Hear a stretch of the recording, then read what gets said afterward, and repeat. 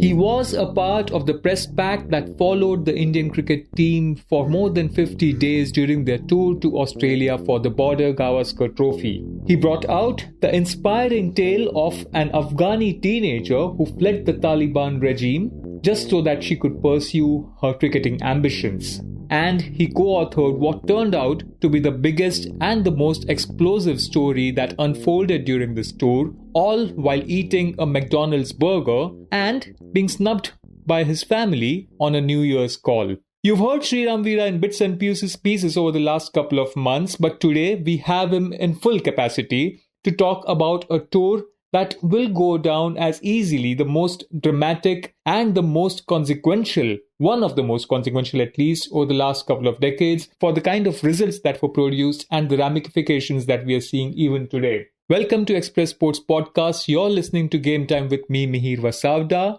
Amit Kamath is with me as always and joining us today from somewhere in Bombay after, spending 2 months or so in Australia, Sri Veera.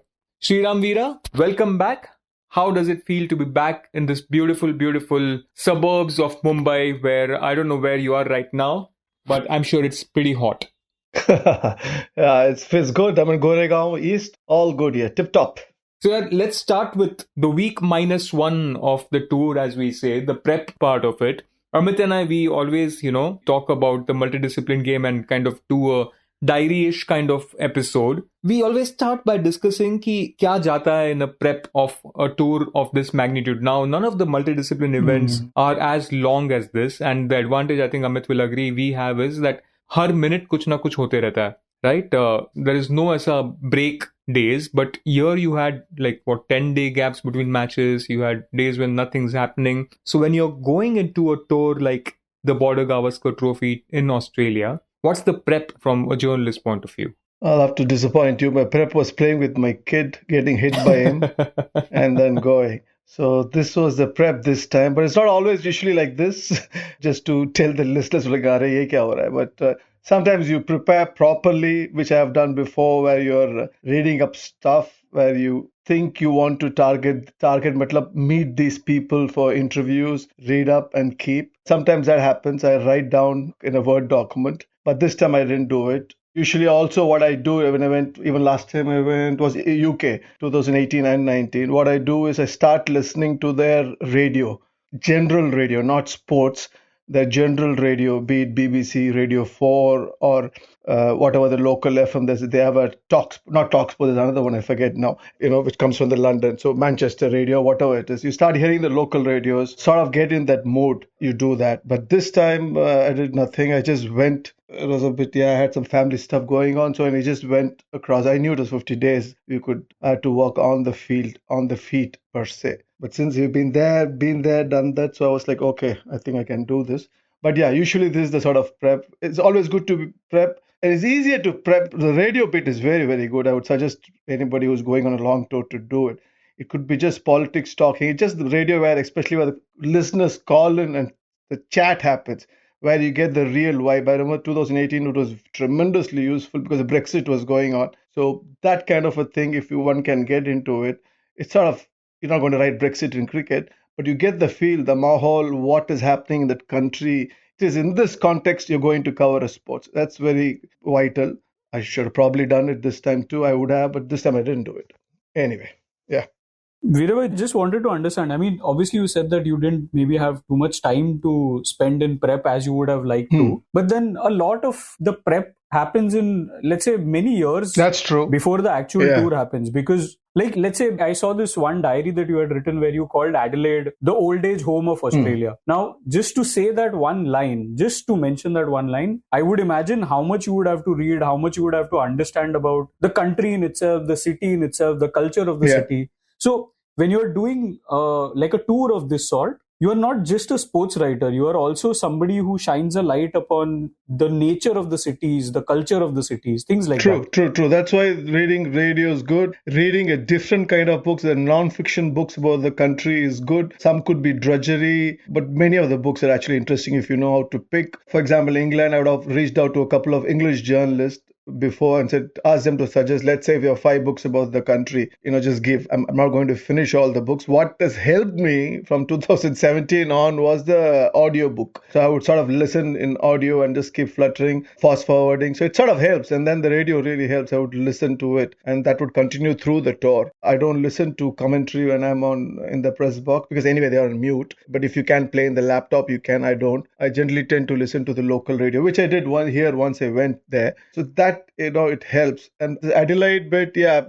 I've been to Australia before, and I could track the changes. So it was very, very fascinating for me to see as an outsider how a city is changing. Even Bombay, for example, I remember our boss Sandeep Dwivedi had moved out of Bombay many years back. And then in one of his early visits last year or a year and a half back, and he came and we're living in Bombay, we don't even realize. He's saying, oh, lots of constructions happening more. And then you look and then you see the cranes that he actually seeing. And you sort of take it for granted, even from within the country when you take a break and come. So this was even beyond it. I'm going after a decade or something. I had gone 2015 also in New Zealand, and then I shifted over a little bit for Australia. So you sort of pull in, and then how you live your tour also matters. As in, who you're staying with. I generally stay alone these days. I generally go out alone in these days, evening, try to meet local people if possible, or hit the pub, or whatever the case may be, a botanical garden, a museum. Try to take it as much out in the non-playing hours. Apart from I don't know, if 50 days we're talking about, I don't know, how the matches didn't even last that long, right? Three days. I don't know how many days we're talking, 15 days maybe, 20 days max. So you're out there 1 month. So it's rather than sitting with the same bunch of journalists, you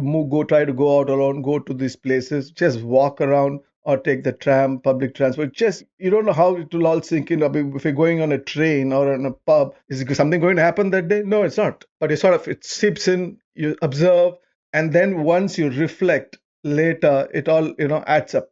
So it's one great thing about journalists, like covering a long tour like this, is it's not a tourist holiday, but the way you spend there, the time there is almost like a local, right? Because it's not a tourist holiday, because you have work to do, because you're tracking this and that. And when I'm in the pub also, I'll be reading up because as I told you, I didn't plan much. So then that's the time where I'll be planning who to target tomorrow. But essentially, you are living like a local, just going from office, coming back home, going to the local, coming back, walking. So that experience is priceless, which we can never do when we go on a tourist holiday. Because you have paid money, we're going to be constantly watching this, traveling here. Here, you're just almost living like local. That also helps. So, don't spend too much time with other journalists, move around. All that little things adds up. Right. Veera, before Mihir comes in, just wanted to ask one more question. On big tours like this, one of the things that happens is the relationship building that also happens between a journalist and maybe either the player or the other people around the player, like the team management, the staff who are moving in. Has the nature of that kind of changed? Because earlier, I would say before maybe 2014, 2016 or whatever, a decade ago maybe these big tours were slightly more hair down sort of approach where players would be eager to like chill out with the journalists. Because I mean, one of that movie which came about the 1983 World Cup, one of the fascinating things that I don't know how real that was, but one of the fascinating things I saw was how cricketers would hang out with, the journalist, because the journalists would make like rice and sambar and things like that. So just for them to get like a home cooked experience, having people who are traveling with you was great. But right now, maybe those walls have gone up. Like maybe journalists want to hang out with the cricketers just to, get them in slightly their guards down, but then the athletes don't want to do that. Yeah, if not, at least the management doesn't want to do that. The board doesn't want to do that. The player agents don't want to do that. Right. So that wall is there. So yeah, it used to be different. There were some journalists who used to cook as well. Even in my time, not even in 80s, even the last decade. And then even in 2011, I would remember, let's say you bump into a player. He's not going to run away. He'll be sitting and talking. I remember VVS Lakshman pulling Pragyan Oja's. We were there just outside the, I don't know, hotel, restaurant. I forget where. It was 10 years, more than 10 years. And I was making light fun of Oja, saying he is the dress fashion sense and how this guy reacts. You see how the players react to each other. You could go out for a cup of coffee. You would meet Rahul Dravid. All that has changed. What was good in an interim, for a journalist in an interim period of late when Ravi Shastri was a coach, not that you would meet anyone, not everyone, but you would meet a few journalists. He was that kind of a personality. You go and have a drink with, knowing very well that I'm not going to ask him to awkward a question. General chat. I remember in 2018, we went to few times we met. Till 2018, even in 18 tour, I met a few players as well. That was also an exception, but probably because it's sort of how the coach was, then it sort of percolates into people who have that personality to go out and meet. Not everyone, but some. So that probably also was an exception in that time. So yeah, the walls have been raised. It's a bit of a sad. Forget you're trying to get news. Just you're covering them. They are the stars. They are doing. It would be nice to have a relationship going, having a chat, but it doesn't happen these days. It's almost like a wall is there. So then you have to find your other ways. You will have relationship with few, but it's not like, okay, let's go meet for a coffee today. It's not that kind of a scenario anymore, especially in cricket at least. Yeah, exactly, right. Even in other sports, like I said earlier, that in other sports, the problem really is, it's just breathless. You're moving from, I'm just talking about, not a single sport tournament, but say a multi-sport, or it's breathless. So you don't really have time to kind of sit and reflect or plan ahead. You just like in the moment all the time. But I do remember these couple of instances where still, you have opportunities where after everything's done at the end of the day, you'll get some time. If, you know the athlete pretty well, you'll sit and maybe have a coffee or just walk around or sit and just talk for 15-20 minutes without anyone bothering you. Right. So that boundaries are still, not as hard as cricket in non-cricketing sports. But, if we were to come back to this tour again, you reached a couple of days before the Perth test and then you were there for a couple of days after the Sydney test. So you have this entire Puraik picture of this tour. Mm-hmm. From your vantage point, what was the team's, mood like when you moved from Perth to Adelaide to, Brisbane to Melbourne and Sydney? What was your observation about the body language of the players, the mood in the team? आप nets में उन्हें देख रहे हो, आपने शायद hotel के cafe में उन्हें देख लिया, press conferences, ground. How was that, changing as you shifted cities? At Perth they won. They didn't celebrate as much you would have thought, but that's all coming out in the review meeting these days. The Perth they won, it should have been high because it was shocking win, 150 all out. I remember I said, okay, this tour is going to be something. I'll have to, as we say, fill in pages. We have to do something else. And India stuck. And then then it made you realize that, oh yeah, even more, this tour is going to be something because Australian batting also is sucking big time. So now his games are not going to last in over 3 days. So that much was very clear in Perth itself, because that was not a treacherous pitch by any imagination. If you remember, just after one day, the second inning, Jaiswal hit a big 100, Kohli hit a big 100, and all that. So you knew even on that pitch, the batsmen in general are struggling. So now what to do? So that's when your instinct kicks in. So you said, okay, I'm going to now, a day before, you have to start thinking what I'm going to do tomorrow. So that's from the journalist's perspective. From the team, one observation was the thing that happened to them was the pink ball test being the second test. Any momentum out of the shock win in Perth that they could have carried on as within part of them. The momentum these days, they say it's a highly overrated word, but momentum of confidence at least is not overrated. You would carry a bit of confidence. You've more than a bit, especially in this scenario when nobody expected you to come and slammed a big win. But that was lost because of the Adelaide being a pink ball test. Immediately you knew, and the players, this is now they're going to lose was clear. Not the players knew. I'm saying from outside. So that some of the doubt, because their nets, they couldn't see the ball. They were complaining about because the pink ball is different. Whereas you could see in Australian nets, they didn't have any such issues. Indians couldn't feel they were getting hit on the pads more. It was almost as if the first test didn't happen at all. All the pre-thing got sucked out. They did play a Canberra pink ball game, but it was just flat track. The pink ball didn't do anything there. So that was almost useless. Apart for Sam Constas, it was very great for him. He hit 100 there, so he came in later. By the time Adelaide happened, all momentum had gone and they struggled and they lost. And from then on, they knew they were up against it because now it's their batting. They furiously tried. And Brisbane, I think I wrote as well, Brisbane, the nets, I remember, everybody was at it, almost like trying too hard, trying intense, because they knew they were really up against it. They had to do something. All the pressure, everybody was trying different stuff, trying to get used to it, changing. So you knew that, okay, this is not going to be easy. It's going to repeatedly come to how much the bowlers are going to do it if one or two batsmen can do something. So that was the feeling, and also the other stuff that we wrote later on about the team. So all that was also simmering inside. So, you could see all that interactions, how they're playing. Mahal. By the time the third test, it was not like a one-all equation. You knew they were really up and things are going to spiral out of control unless Bumrah and the rest. Unfortunately for India, what happened in Perth with the other players supporting Bumrah, that didn't happen for a while after that. So you knew that India was always behind. But they still had the moments. They still tried. The fact that the series went till the end, we forget that. If in Adelaide, even in that pink ball test, if Shubman Gill and Virat Kohli had not played those loose shots and given, because the momentum was built, India were playing really well. They threw the wickets away and then sudden collapse, game over there. And similarly in Melbourne, last 1.5, 2 hour session, they carried on when they lost. Brisbane, of course, they managed to save with the help of rain and their own fight. So all this is there, but you knew they were up against it after the pink ball test.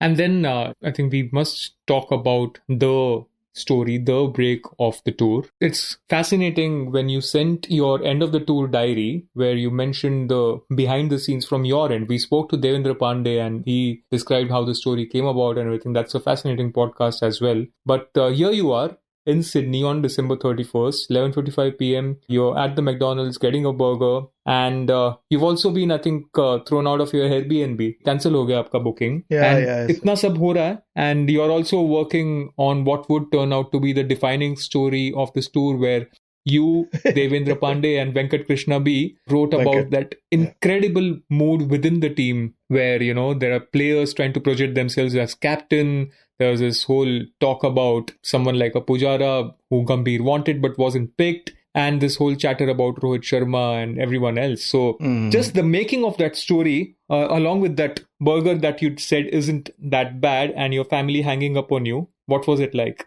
Yeah, that day was crazy actually because Airbnb cancelled. So then we had another journalist booking a place. Because the last test in Sydney, I shared a room fine. Till then I hadn't. That time we shared. So he had booked, a friend's friend who happened to be in India. That is his journalist friend's friend. It was whose house and he was coming on the first evening. And he had given the key to the local friend who had placed it outside the door or something, if I remember right. So I opened it. I went in. We hadn't slept. I hadn't slept. Only I had reached there. The other journalist was coming only in the evening. And as you do, you just lock the door from inside. The doorknob jo hota hai, you push the button. When you leave, that is the lock. I did it and went out for a cup of coffee, came back. But now, because I'm thinking about the story now, okay, everything is, I have to make a few more calls and stuff. But so I was thinking then this door has got stuck. It's not opening. Then I reached out to that guy, Indian, he was in their flight. He has just sat. He said, I can't help you. You shouldn't have done that. Even I don't have a key. And then the phone got out because his plane had taken off. So, which means otherwise I would have just left and gone and shared with some other journalists who are already there elsewhere. But since he said that he doesn't himself have key and he can't enter the house, I said, now I have to set this right. So Googled, called the local locksmith. It went to and fro. I ended up paying much more than I would have paid staying in a swanky hotel, let me tell you that. Airbnb a friend free ke chakkar mein, I ended up paying $250 for a change. Oh my God. Lock. Yeah, those guys, they refused to do anything less. And also, when they came, I'm sorry for talking about the locksmith so much, but it was interesting. So he came in, two guys, and then he's not obviously opening the door without me showing ID, a proof that I live in this house, which I didn't have. And that fellow had left, was taken off. So I had to send him back. Then the locksmith guy, then I messaged the other fellow, in case there is a transit, I hope you see this message, send me your driving license photo or something. As it happened, there was a transit for him somewhere, and he sent the message few hours later. So again, I called another locksmith. So all this is going on. So when the locksmith goes, or once I'm not Googling or making calls to the locksmith, then I'm making calls for the story. I spoke to a few people. Then I spoke to our Devendra Pandey and Venkat B. Krishna, to Sandeep Dwivedi, and all that's happening. And then it's already evening. And the other journalists who came, then I said, yeah, go on to Sydney. We were staying in outskirts near the airport. So everybody wanted to go to see the fireworks. So I hold myself in a pub, furiously writing it out. Then I look up and then I ask for anything to eat. I forgot that Australian kitchen pubs, they all close very early.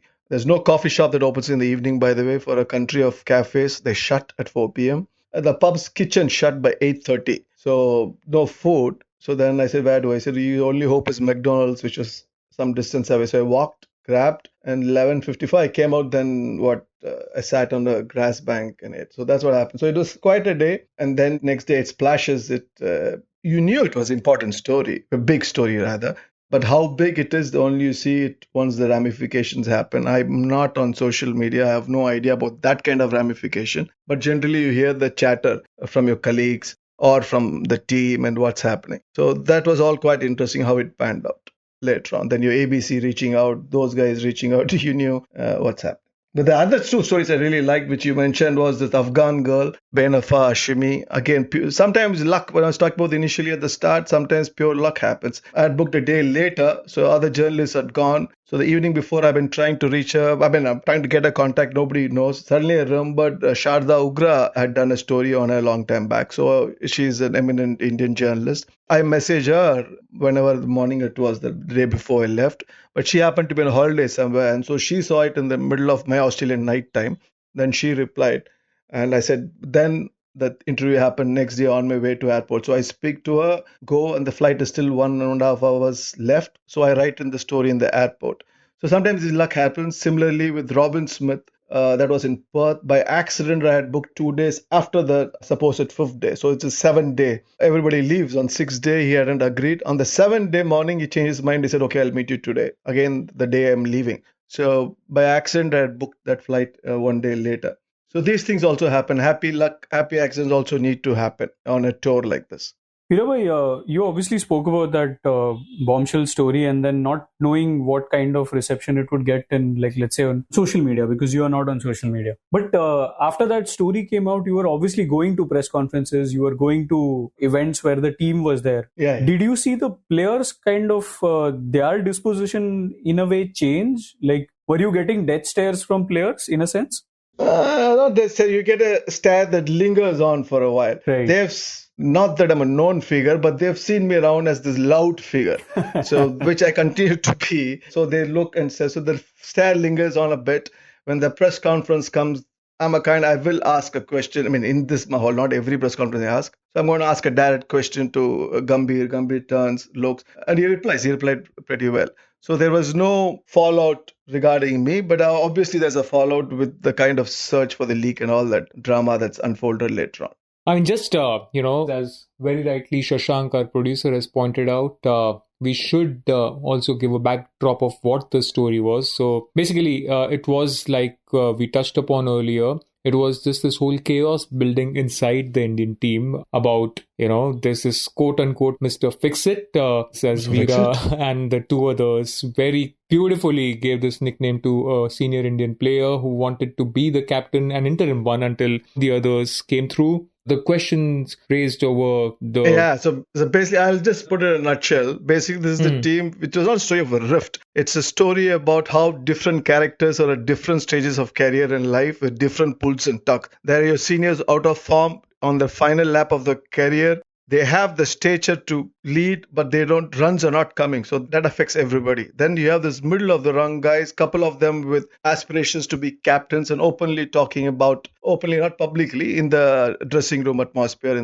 that kind of a thing. Then you have these young ones on the fringe where not much interaction is happening with them at all. So then different pulls and tugs, each and everybody. And then you have the support staff, which doesn't have the aura that if it was if men of stature were there. Then you have the coach, who unfortunately, also you have to say, it would have been hindsight, it would have been perfect if Rahul Dravid had stayed for Australia and England. These were the two major foreign tours. He had just only been to South Africa in a slow. That was just a 2-test series. Everything else at home, and then you had the World Cup and all that.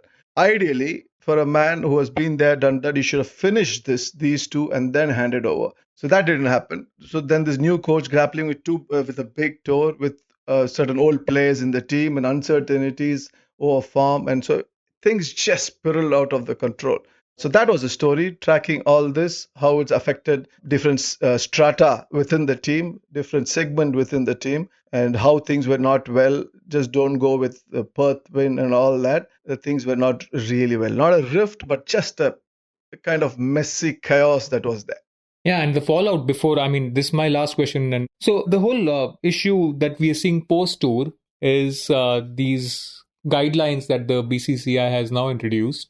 To me, first of all, Veerabhai, what do you think of, the 10 or so guidelines, everything it includes, from the weight of the bags that they carry to how they travel to and fro from a venue on a tour? Do you think that's addressing the issue? It's not. Some of them are bizarre. I don't know what the baggage thing is. I thought it's poor journalists who worry about extra baggage. This is not the 10 commandments that should come out of a review. These can be discussed. They should be discussed as part of the periphery where you discuss. You don't put this in writing. They said, okay, I want people to be team to be available in case we decide for impromptu meeting once in the hotel. I return. I'm not able to do it because the people have gone in different ways or whatever. People are not meeting. But then that comes where the management comes, right? If you tell somebody, hey, today 8 p.m. we have a meeting, none of these guys are going to go. If they go, then action can be taken straight away there. This is an on-tour issue, easily handleable. You've just let it drift and fester, and it becomes a big thing.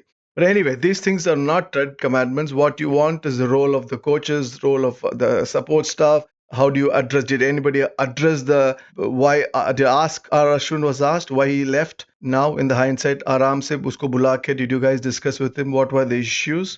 He would assume he would have told. If an honest discussion was on, he would have given whatever answer he had to give. He would have told. He would have found something about that.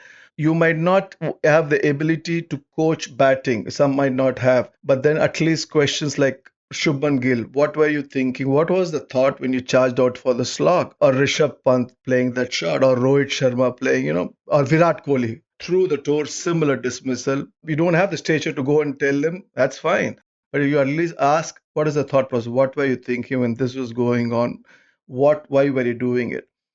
Those kind of cricketing questions. What else we need to improve this? How can we address? Do we need a sports psychologist in this team with lots of young people drifting about, some talented, some with aspiration?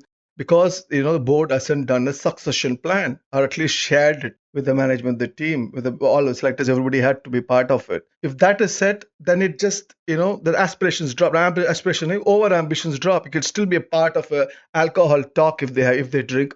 Then you can still have, you can talk about, you and me can talk about stuff in the office. But once we know that other guy is going to be them, that's nipped in the bud. It will just be a small level talk, short chat.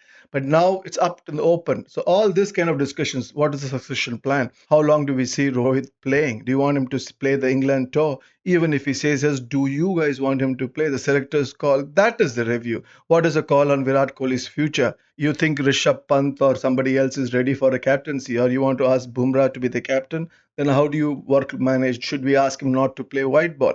These are the big issues where you can be sorted out by rational people thinking calmly with a bit of conscience and a thought and eye about the future. You're going to leave something for the next generation to take. Let's do what? Instead of this, that should have been the 10 commandments. With these things, would have naturally filled in the gaps. Hey, for this we need meeting. Oh yeah, that was the hindrance, right? Family's there, viewers out. Okay, sorry mate, let's not have that. Let's just have 15 days. Instead, these small periphery things have become big issues. You say this, slam this, and then you go out. Then you have other leaks happening. And then the whole issue is clouded. The main issue about the non-performance, why there was non-performance, other big issues, and the succession, you have completely ignored. That's a bit sad. Well, yeah, we'll see what happens to those guidelines. I think we are completely running out of time right now for today's episode. Thank you, Sriram Veera, for joining us. Thank you all for listening. You've heard Sriram Veera here. You can read him on theindianexpress.com, all the fabulous stories he's done from down under. We'll be back with a new episode of Game Time next week. See you then. You were listening to Express Sports by The Indian Express. This week's show was edited and mixed by Suresh Pawar and produced by me, Shashank Bhargava. If you like the show, then do subscribe to us wherever you get your podcasts. You can also recommend the show to someone you think will like it, share it with a friend or someone in your family. It's the best way for people to get to know about us. You can also tweet us at Express Podcasts and write to us at podcasts@indianexpress.com.